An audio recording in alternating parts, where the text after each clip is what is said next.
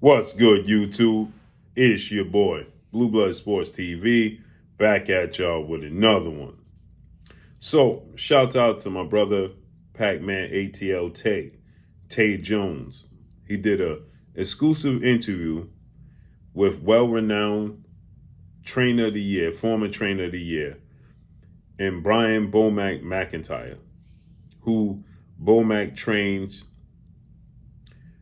undefeated 3-division world champion, former junior welterweight undisputed world champion, currently the reigning WBO welterweight world champion, superstar boxer, who is widely considered by many to be the number one best pound-for-pound fighter in the world, in Terence Bud Crawford.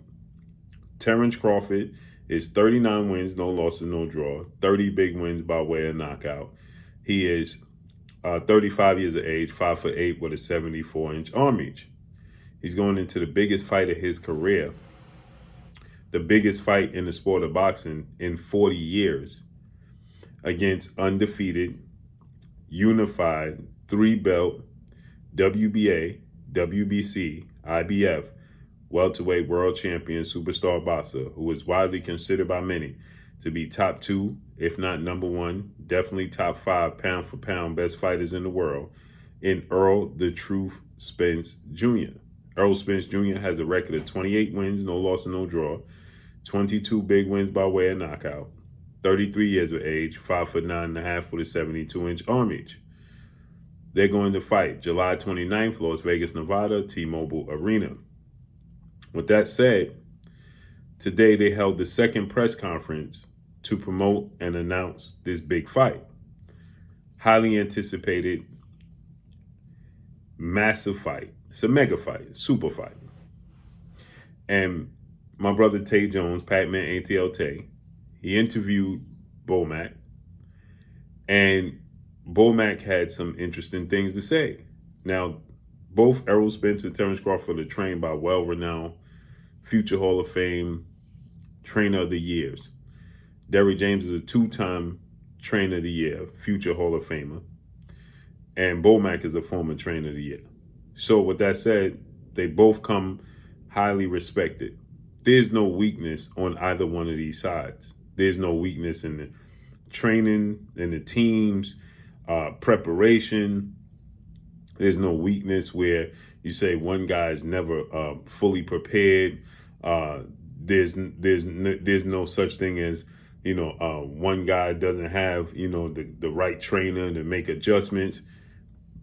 This is as 50-50 down the line of a fight that you can get. And so with that said, Bomac, when interviewed by Tay Jones, said that this is going to be, Tay Jones said, this is going to be an exciting fight. It's going to be a competitive fight, and I can't wait. It's going to be a good fight. And Bomac says it's not going to be a good fight. It's going to be an easy fight. Terence Crawford is going to beat the brakes off of Errol Spence. Bomac says that it's going to be tough in the first few rounds, but once Terence Crawford makes the necessary adjustments, he is going to beat the brakes off of Errol Spence Jr. He said that, have you watched Terence Crawford's career? Right? He says, has you watched Terence Crawford's career? He gave an example of Hank Lundy, and he said, remember when he fought Hank Lundy? Now, obviously, everybody's going to say, well, Hank Lundy is not Errol Spence. That's pretty obvious. We know that.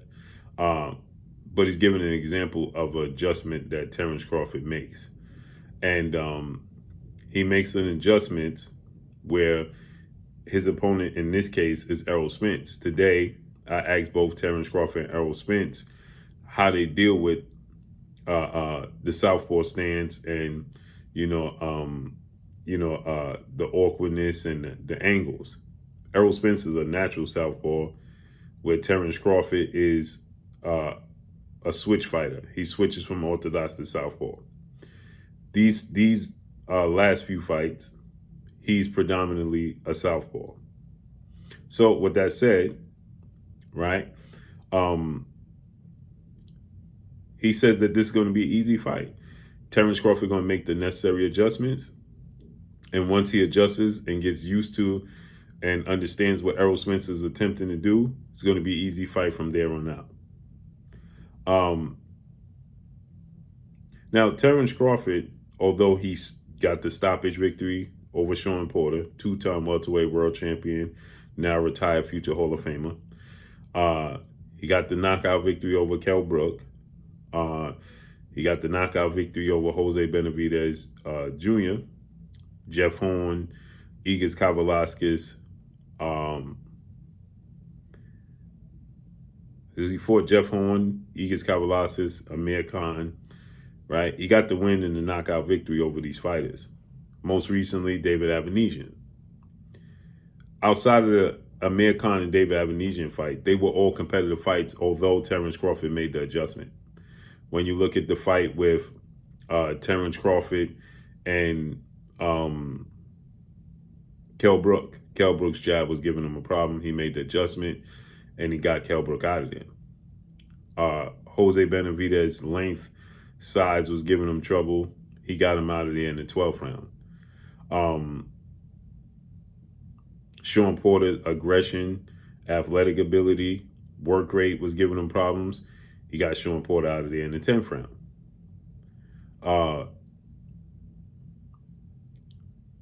So when you look at those fights, even when he made the adjustment, it wasn't easy.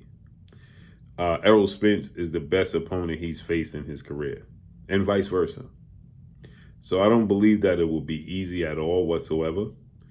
And I understand what Bomac is trying to say. Once he calculates and gauges what Errol Spence is trying to do, it's over from there. And this is a fight that Terence Crawford has stated has been on his radar since 2017, right?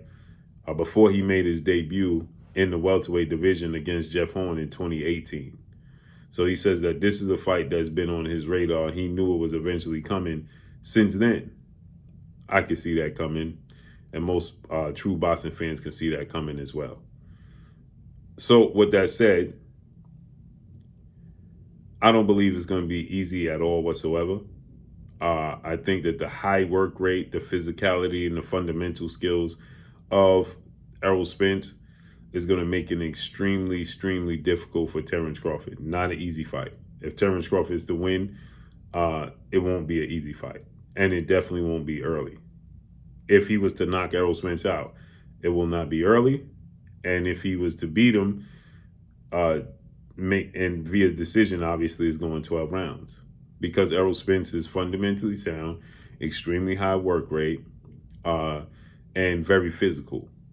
And he has a very good jab. So he says they plan on taking the jab away from Terence Crawford, and then they plan on, from Errol Spence, plan on making adjustments and making it an easy night. And I have no doubt that you are going to get the absolute best version of Terence Crawford July 29th. And I have no doubt you're going to get the absolute best version of Errol Spence July 29th. I have zero doubt that you're going to get the absolute best version of both guys July 29th. You can hear this entire interview in its totality at Pac-Man ATL Tay, Pac-Man ATL _ on YouTube, right? So let's just listen to what Bomac had to say when my brother Pac-Man ATL Tay asked him. Again, you can see this interview in its totality. Just go to Pac-Man ATL _ Tay on YouTube, right? So let's listen to what Bo had to say. Yes, indeed. I mean, I think it's going to be a great fight. Other than that, the fight's going to be Bud going to beat the shit out that dude. Watch. So you heard Tay, he said, I think this is going to be a great fight. He said, it ain't going to be a great fight. Bud going to beat him. What we got to do to get the win. Yeah. Now, obviously, that's what people going to say. That's what Bomac's supposed to say.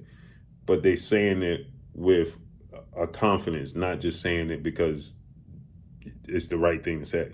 I promise you that. yes, indeed. I mean, I think it's going to be a great fight. Other than that, The fight's going to be Bud going to beat the shit out that dude. Watch. Watch. Oh, y'all got them cameras on? So Bomac says, y'all got them cameras on? He wants y'all to get this. Listen. I got my camera It's on. going to be tough. It's going to be tough the first couple of rounds. So you heard him. He said it's going to be tough the first couple of rounds. Don't beat the shit. Yeah. Motherfucker's cold, dog. Cold. I went He to said- the Ndongo fight, Nebraska. He said Terence Crawford is cold. That dude is cold. So you heard Bomac what he said. Man, I can't wait. July 29th, Las Vegas, Nevada, T-Mobile Arena is going down. Drop a comment in the comment section. Let me know what y'all think. Again, you can find this interview in its totality. Pacman ATL_tag on YouTube. That's all I got for y'all. Make sure you hit the like button. Drop a comment in the comment section. Let me know what y'all think. Y'all already know what it is. It's your boy Blue Blood Sports TV. Hate, like, comment, and subscribe. If you haven't subscribed, hit the subscribe button, hit the like button, hit the bell icon to get all the new notifications. Follow me on Instagram at Blue Blood Sports TV, all one word. Y'all already know what it is. Shouts out to the entire LDBC. Shouts out to Black Media Row. Make sure you like and share these videos. That's all I got for y'all. Peace.